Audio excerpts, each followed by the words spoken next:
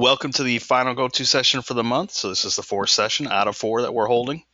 As I just announced to the crowd, hopefully this will probably be one of the shorter sessions. I really just have to go over some final reminders for what we're doing this last week. Keep in mind that this week is by design almost completely void of sort of serious activities. I shouldn't say that. All the activities are serious, but really you only have this go-to quiz. If you haven't kept up with the month-long Learn Smart Achieve module over at McGraw-Hill, be sure to do that because that's due on Saturday. And otherwise, we just have to talk about the final project. So let's get rolling and start talking about that, because there are some important reminders, because every month there are a few people who kind of do things a bit wrong, and it's sad because they lose points for that. So I'm going to cover this so you don't mess up. First, let me kind of backtrack a little bit. I'm grading through your peer review participation. By the way, I only announced this to one class because it only affected one class, but I got like seriously ill this weekend. I was in bed all day Saturday and Sunday. It only affected one class because one class had been completely finished and graded and caught up with. But I am back among the living, so that's good news. And I'm mostly caught up. I'm just going through your peer review stuff now, which I'm happy to say looks pretty good. So I'm glad that people took the task seriously and used what we talked about last week when performing that. But building on that peer review, let's talk about editing versus revising. And I've got two pictures here on the screen that sort of should tip you in the direction of what these two things mean. And you can either raise your hand or type ahead in the chat. But when you see these terms, editing versus revising, what's the difference? Like, what do those two things mean? When you hear the word editing, what does that bring to mind versus revising? Lots of people kind of know already. If not, I'm telling you, the pictures will help. Any thoughts? Editing mostly focuses on what kind of stuff?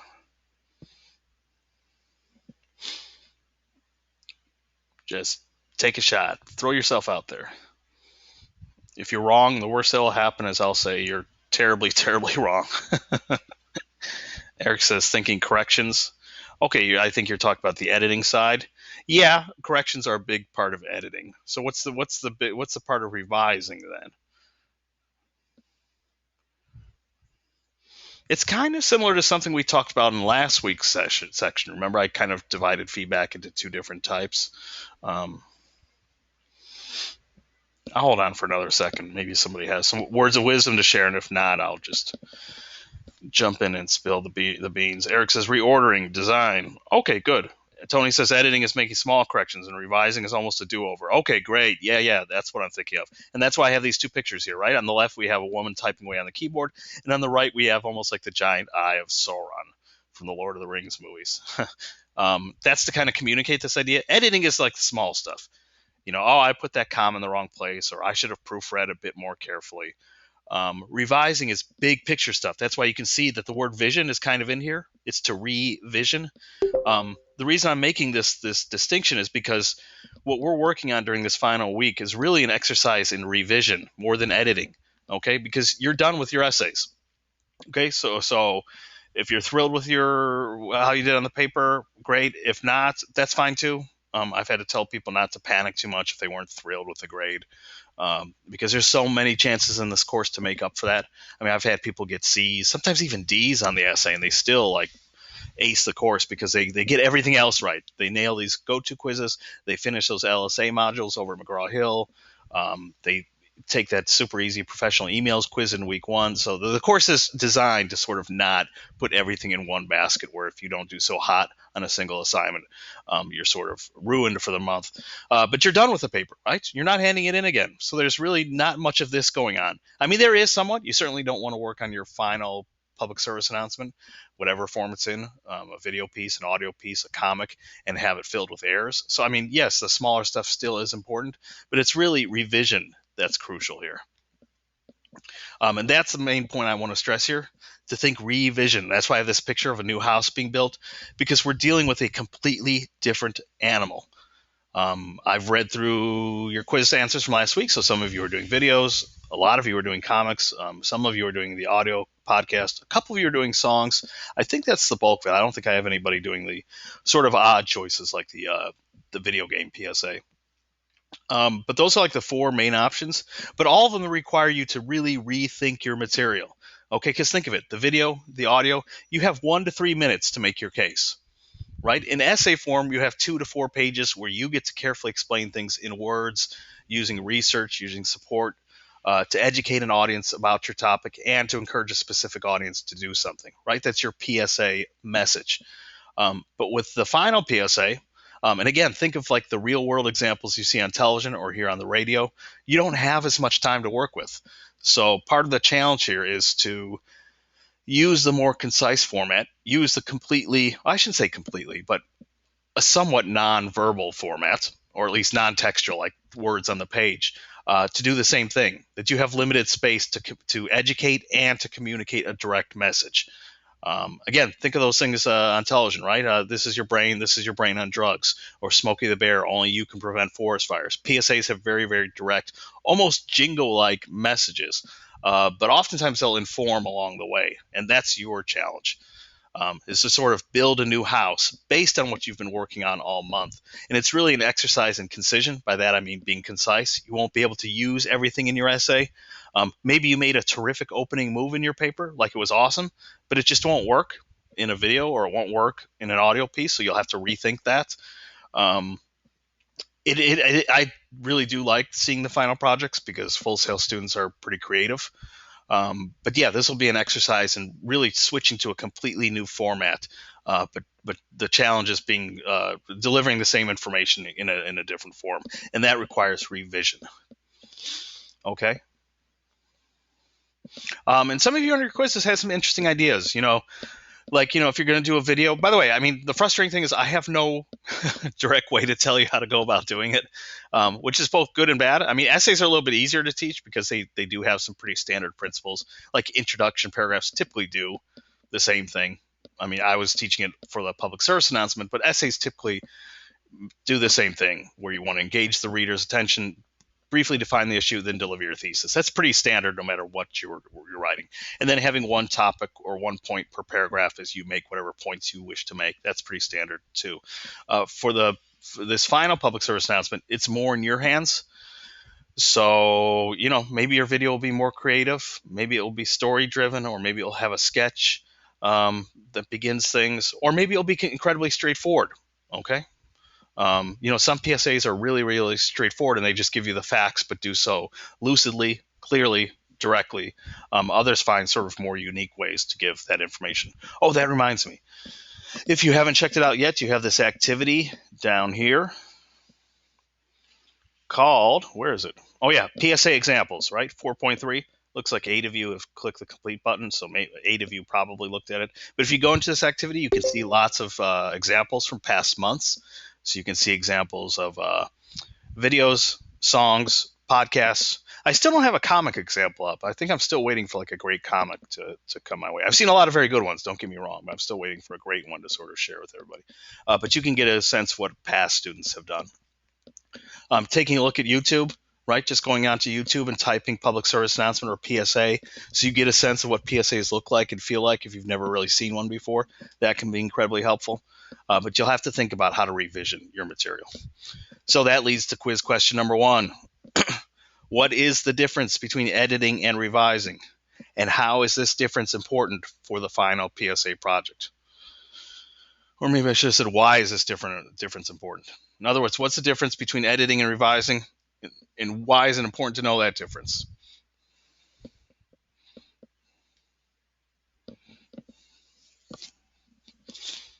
Oops, maybe I should move this out of the way so people can see.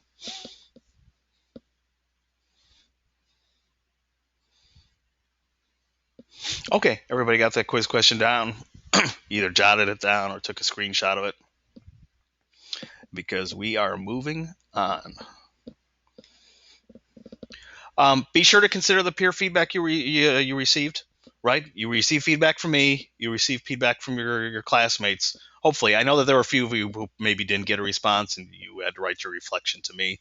But a lot of you look like did receive feedback. So make sure to consider what they said, because oftentimes students do spot things that I miss. I wish I could say that I get it right all the time, or that I see everything, but I don't. That's why having several pairs of eyes is better than one set of eyes. So make sure that you're reading through all the feedback you received and decide what makes sense and what doesn't. You're allowed to disagree, or maybe I made a terrific comment, or one of your classmates did, but it really isn't going to help you very much with this new format that you're dealing with. So part of your responsibility is to think through everything that you've received and use what makes most sense to help you create the best PSA you can. Richard asks, can we make a PSA of a voiceover over pictures, relevant pictures? Yeah, you can do that. I would say, yeah, I mean, absolutely. I'd say the only caution with that is that there are times where if it's not done very skillfully, it can seem kind of like a slideshow. But yeah, I mean, I can certainly look at it and decide how effective it is, how well the images are matching, but voiceover, how the overall piece is working. But certainly, you can use um, images and sort of, because I mean, PSAs work like that, where you'll just see powerful images on the screen. And if you're pretty familiar with video editing software like iMovie, there are even these little effects you can add um, to the video, so it looks like the image is subtly moving in or out, and you can put music over it. So certainly that's an option. Okay, quiz question number 2. How will the delivery of your topic need to change from essay to multimedia PSA? Okay. And I should make this clear that, I mean, by the way, I'm looking for the most specific responses you can give me. If you've noticed, I take off a few points when things are just, when you give sort of generic short answers. I mean, I'm not trying to penalize too much, because I am most interested that people actually watch the session and understand the material. But here, really, I'm asking you to literally answer the question, like, given your topic, given what you've already done with your essay, what will need to change? What will you need to do as you get away from the essay to your specific format that you've chosen for the final project? Tell me what you'll need to do differently. Tell me essentially I'm asking you, like, what didn't work in the essay, not because it wasn't successful, but what will need to change as you move from essay to final project. Okay, I want you to start thinking about these things. I don't want you to start thinking about it at the last second. I would say that that's a big secret here, is that I think the more planning, the more brainstorming, the more of a structure you can decide on in advance helps tremendously. This is why last week I really stressed the importance of having a script, especially for the video and audio people. So you're not making things up at the last second, that you're actually coming in with a plan, and the script is evidence of that plan. So I don't get the sense that you just turned on your laptop camera and started speaking for a minute or two and then stopped, or you just turned on your laptop's microphone, spoke for a minute or two, or stopped. Planning is pretty important. Jarrell says, if we write a song, can we write our song in rhythmic form? I don't know what you mean by rhythmic form. I mean, they're lyrics, right? I mean, it's a song. You're certainly not going to be speaking in complete sentences the way you would do in an essay. And Jarrell, if you haven't already, check out those PSA examples that I just showed on the main page. It's activity 4.3.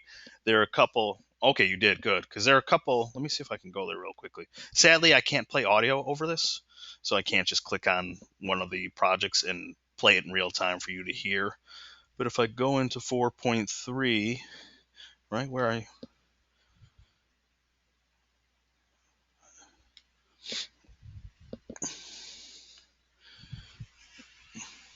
things are moving so slow.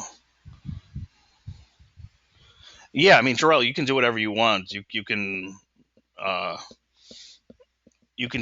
most important thing for me, for all of your projects, and I think I said this last week too, is I'm going to sit down, watch your PSA, listen to your PSA, and pretend I don't know you. Pretend I know nothing about this class. I know that doesn't seem fair, but in a way it does, because think of the PSAs you see on television, whether it's about bullying, or whether it's about drugs, or stop smoking, or animal abuse, or domestic violence, right? You don't need to be experts on these areas to understand the PSA, what it's about, and its message. So I sort of do the same thing. So when I sit down to your song, I'm going to pretend I don't know anything about your topic. I should finish the song and understand what it's about and what the message is. Same thing with the video, the audio, the comic, etc. But if you look at the examples here, like, here's a song, and I even put the lyrics in there so you can follow along. That's a pretty good example.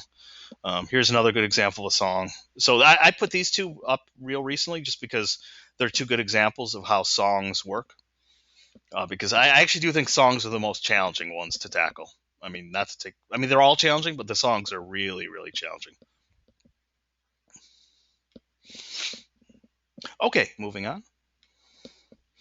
We need to return to APA. I know you thought we were done. I know you thought that you'd never see APA again. Um, but we have to deal with it in one more sense, which is if you're going to use images or music, you need to cite those things too, and they need to be cited in APA format. So real quickly, I'm going to show how easy it is to do that, and I'll give some examples. Keep in mind too that remember we're only allowed to use allowable images and music, so we don't just Google whatever we want and take images that we find. Right? We can do a Google search for just about anything, and usually we get an image result first, but we don't know where those images come from. Same thing about sound files. We don't just grab things, and we certainly don't use copyrighted music, the sort of music you hear on the radio. But things that are allowable, they still need to be cited. Why? Well, there are three big reasons why I think citation is important, and these might be on a quiz question, which means they will be on a quiz question. These three specific bullet points. Importance of citation. One, it's a requirement for this course. Not only this course, but this university. I think I said this before, but because you're all heading into fields where you'll probably be dealing with images, music, things like that, it's important that you sort of know the rules in advance. So we really stress that a lot here at Full Sail. Second, you need to give credit to those who have helped you create your project. Okay, especially all these nice people who make their images, their sound files available for use. That's awesome. So you don't have to do that, but you should give them credit. And finally, others might find your sources useful. And here I'm thinking more specifically like your essay. Sometimes I actually read your sources just because out of interest I'll read them. So even though you might think it's odd that the sources that you list could be useful to someone else, that's a main point of citation as well. So think of these three reasons when we get to a quiz question later. Okay, let's move on. Citing sound. Okay, I would look at the example down here on the bottom more than this. If you want to take a quick screenshot, it'll probably be useful.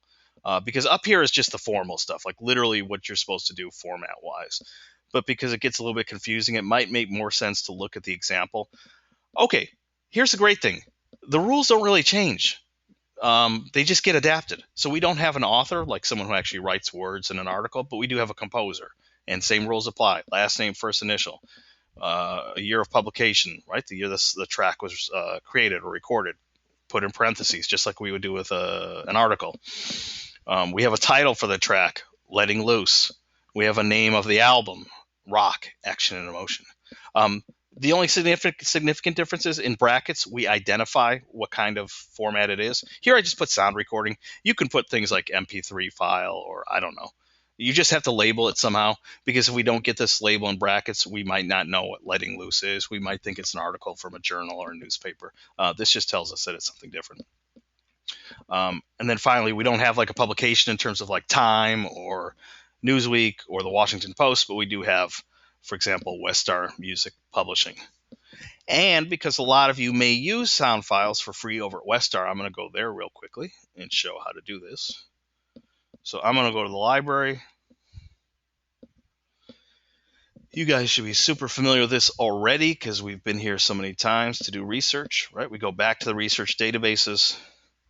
We scroll all the way down to Westar Music, right?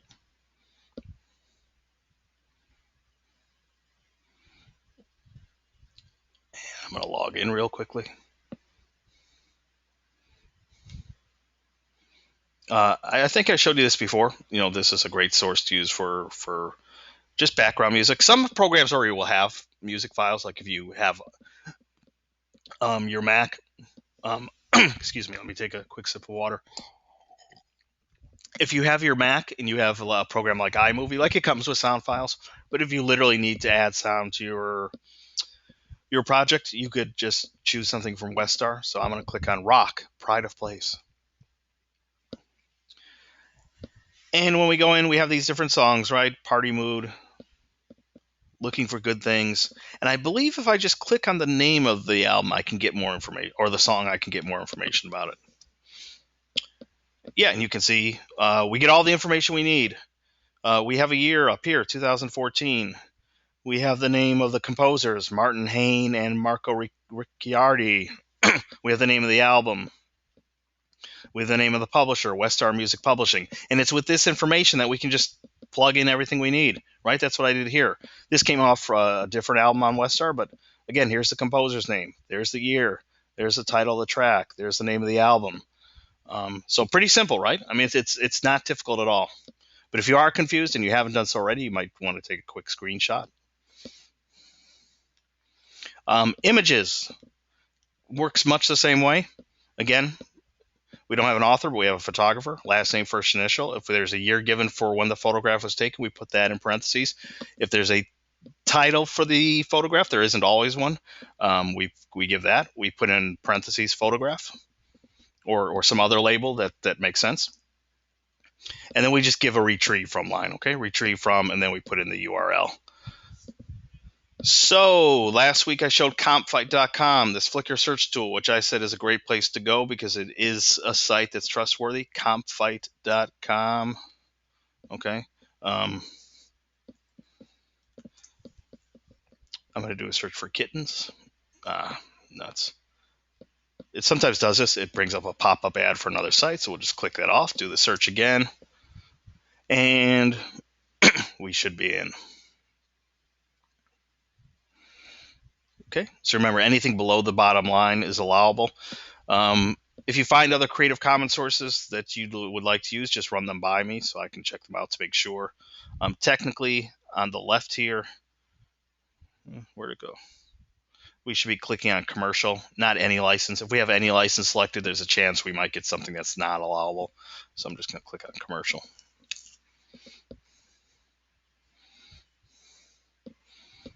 Okay, and I'm going to pick one of these cute guys to use as an example. Oh, they're all so nice. I don't know why. It doesn't really matter. It's just an example. So let me just click one. Oh, I'll get this guy. Okay, right here. Okay, so we know that we can use this, right? It says some rights reserved. That means it's A-okay. We can use it. And you can download which size you would like to use. And it will download, and then you can drag it into your project. Now, how do we get the information we need about this photo, though, in order to cite it? If you're using compfight.com, we'll go into this HTML. We're not actually going to use the HTML because we're not building a website or anything. But if you just dig in and find the URL, which is right here, I'm going to go ahead and copy that, plug it into my browser, and the photo will come up all by itself. And we should get the information we need from it.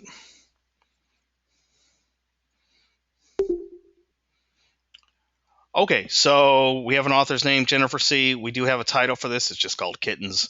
We have a year, okay, 2013. So again, we have all the information we need to sort of plug things in. Her case is actually a little bit awkward because only her first name is given, not her last. But let's say, oops. In that case, we actually would just put Jennifer C. Because let's say they have like an odd username. Like let's say it's something really weird. Like the person just labels themselves as a hot mama 97, right? Then that would be the author's name. As goofy as it looks, that's who we would cite as the author. Okay. And then we just use the rest of the information in that image, year, title of the photograph. And then we just take that same URL we just copied and put it in a retrieve line. So it's not difficult, okay? Citing images, citing music, it just follows the exact same rules that you've been following with APA. And that's why I said it's sort of important to know how APA works without using like the citation generator. Because once you see how easy it is, it's just an author's name, year in parentheses, title of the work, etc. Then you can pretty much plug it in for just about any project. And some of you won't be using extra images or sound, or maybe you'll be using software that already provides, has a sound bank of files. That's fine. But for people who do need to use images, this is a rule that you'll follow. And if you're using something from AP Images, you'll just have to adapt. You should have probably a photographer, someone who took the picture. You'll probably have a year. And instead of a title, you'll often have that specific AP number. Remember DGL, you had some practice with this. AP Images has specific numbers. That would stand in for your title, okay? Quiz question number 3. Why is it important to cite? So I'm looking for those 3 things I mentioned a couple slides ago.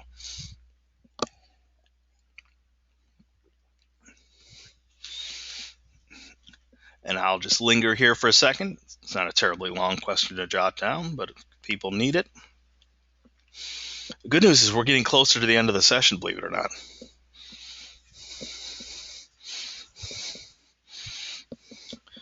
Okay. Ooh, I forgot to bring something up. Hold on. Next, I need to get into the requirements for the final project because the PSA is not it.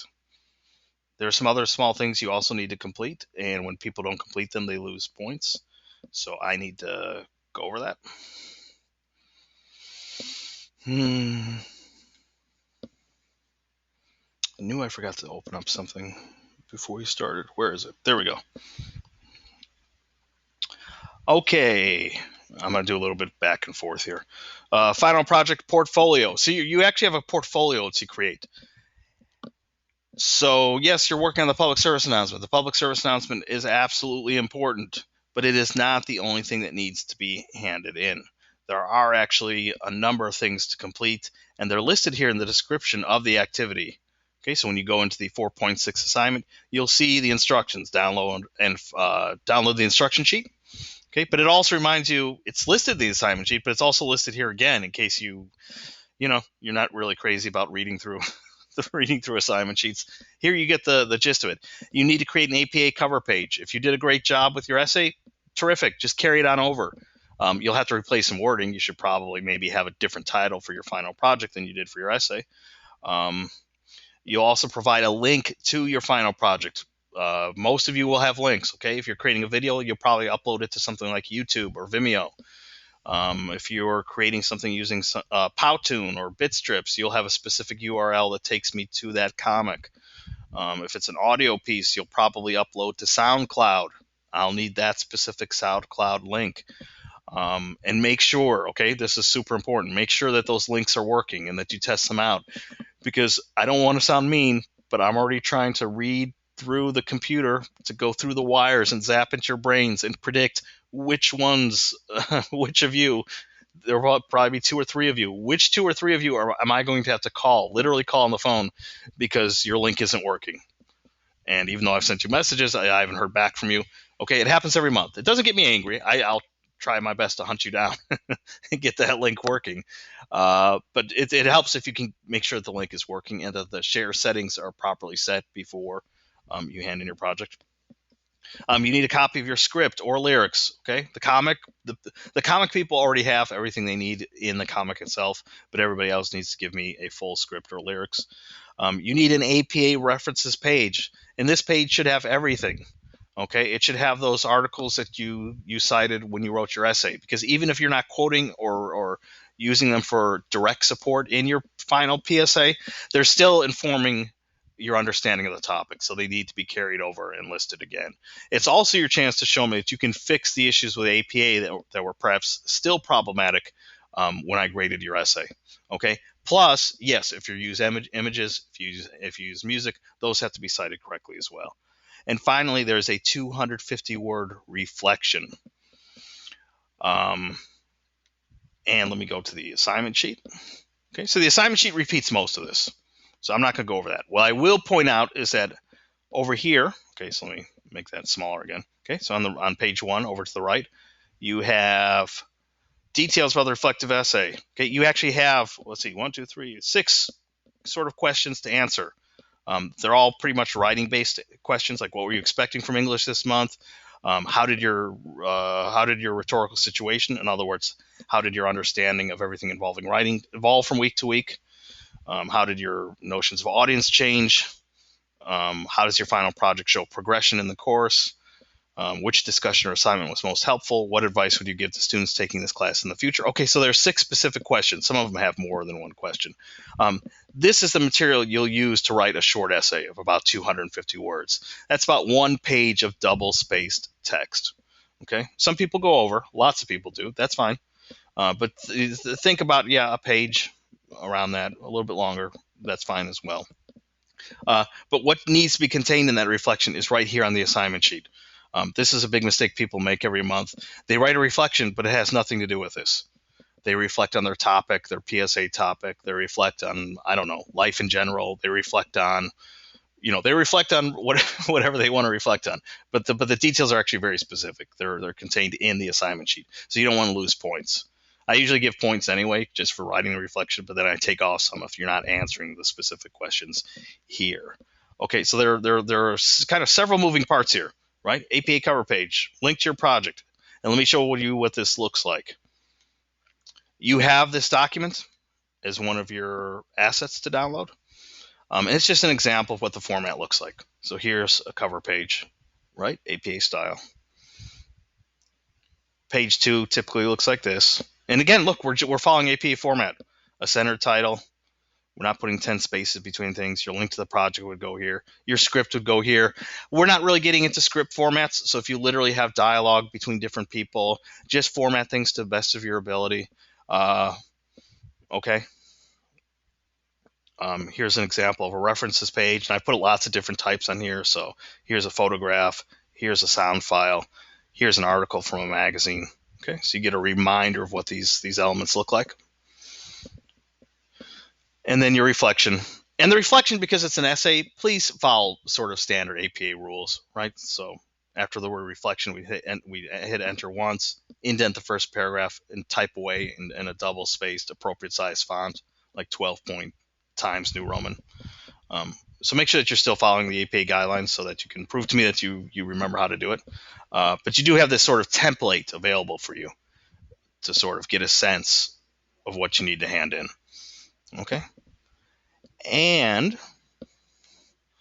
if we go to the final page of the assignment sheet, here you get the grade breakdown. And as you can see, the PSA itself is worth 30 points. Okay, so the PSA is important, but it's worth 30. I mean, technically, it affects other things as well, because obviously there's a grade for having script or lyrics. So if you don't do that, you could lose potentially more points. Some of the grade for grammar and mechanics, yeah, it applies to your reflective essay, but it also refers to the grammar within the PSA itself. But there are a lot of moving parts here. Okay, so the PSA is sort of the centerpiece, and it can certainly affect your point totals for other categories, but it's not like you're getting all 100 points for the PSA. So keep that in mind as well.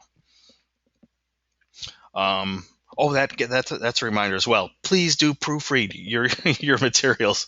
You are receiving a grade, not just that you have a script, but that it's that you've read it with care. You've tried to make it grammatical. You've proofread. Same thing for your PSA itself, especially the people who do comics, because they don't have this requirement to hand in a script because all their wording is already in the comic. I certainly don't want to see things like misspellings or contractions like I'm for I am, but no apostrophe between the letters. Okay, so think of the things you see on television or in print ads in magazines or wherever. You don't see them chock full of errors. So you certainly don't want to hand in a PSA that's filled with errors as well, or a script that's filled with errors. Okay. Final quiz question. True or false? You may Google for images and music, and as long as you properly cite what you've turned up, you have fulfilled your responsibilities as a student and digital citizen. Okay. Jot down that question, take a screenshot, and think about that question carefully. I love this question, but so many people got it wrong last month. So think what the question is asking. You may Google for images and music, and as long as you properly cite what you've turned up, you've done your job. True or false? And unlike last week, please don't start giving the answers in the chat box. That was an issue last week. People were so eager to show off their knowledge, they were answering quiz questions in the chat box for everybody to see. Okay, it's an easy question, number 4. Don't screw it up. As a matter of fact, my warning to you already is sort of giving the answer away, which means I'm a pretty terrible instructor.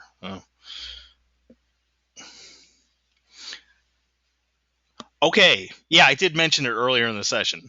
That I did that on purpose because maybe last month I didn't do it as well, but this month I already talked about it earlier. So The answer should be obvious.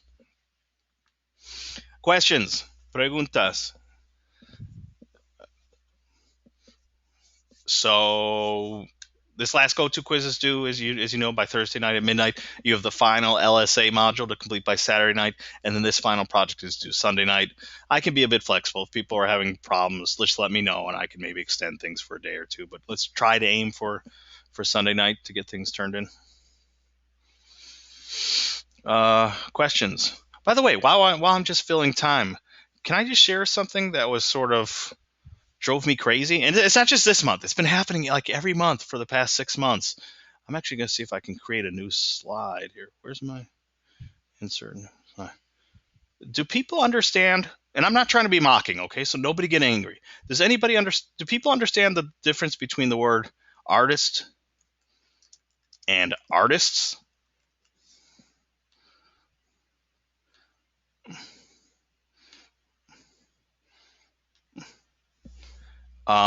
This has to be the number one issue I've been seeing for the past 6 months. It wasn't as big of a deal in the past, but I'm seeing a lot of confusion where people literally, here's the problem if you can't tell what I'm talking about. People are using the singular form artist to refer to more than one person, right?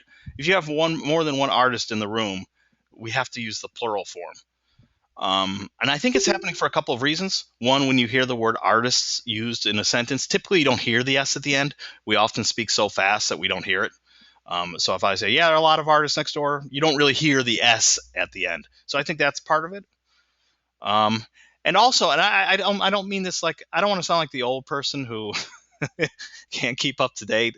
I listen to more popular music than anybody my age should from a variety of genres, but I'm not completely out of touch. I do understand that artist has become a sort of slang term that we just use it generically to refer to one artist, 10 artists, 50 artists, right? But let's keep in mind that there's a difference between the singular and the plural, especially in writing. Okay, so we'll try to keep that in place. Let's see. I think I missed something in the chat. Eric says, "Can I email the final project?" I lost track. Can I email my comic before submit? Yeah. Anybody can. I'd be more than happy to take a look at people's work before it gets handed in. Yeah, that's perfectly fine. Will said, "What can I do for my essay if the premise of my essay was all wrong?" I'm not remembering. I remember everybody's paper. I'm not remembering yours off the top of my head, Will. I don't think I encouraged anybody to change topics. I mean, I'm not that sort of instructor. Even if people had topics that were a little bit off, I think I mostly encouraged everybody to stick with what they had. I mean, Will, if you want to share with me what your topic was, maybe that will jog my memory. Jarrell says, I asked earlier if I could send you an example of a song that's written and not yet performed. I'm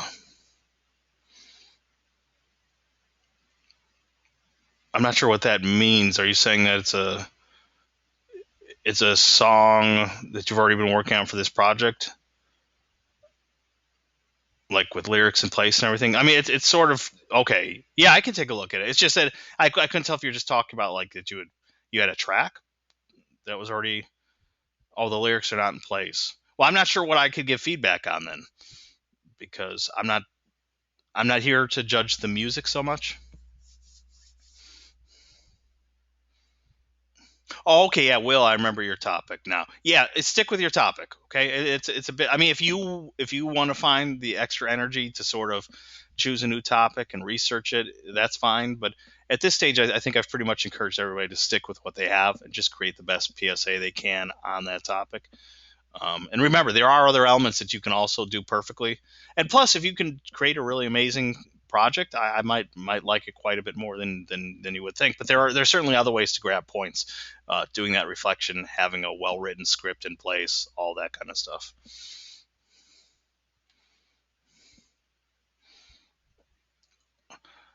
Jarrell, I'd be happy to look at anything that you have. It's more useful if I have like, in some ways, it's more important for me to look at the lyrics than the music. I think I joked in a previous session that I'm not one of the judges on The Voice, so that's not really my role here to talk about the music or to talk about the track, but really to talk about how well it's functioning in terms of delivering information and delivering a message. Yeah, it's both new and rewritten. I mean, you're still working with the same topic. So yours has to do with derogatory language in songs these days. So you're still going to work on that topic. It's just that now that you're working on it in song form, your job is to sort of start from scratch and write the best song that you can that covers the same ground, that educates an audience, a listener about your specific topic, and delivers a message. And I think I gave a good piece of advice to a lot of people who, in their quiz, identified that they would write a song. The verses are usually a good place to develop ideas and to educate and to inform.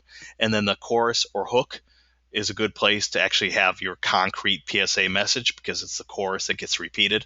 So the verses kind of function as the informing part. The chorus can function as a part where you deliver your message. And actually, I think the two examples on the PSA examples activity sort of work that way. Okay, we're kind of drifted into questions, which is perfectly fine. For people who don't have questions, I don't want to trap you here. So you're allowed to go enjoy the rest of your evening. If you do have questions, just feel free to message me, and I'll hang out in the room a little bit and continue to speak with people. Okay, so thanks for showing up for the final session. I'm going to go ahead and stop the recording right now.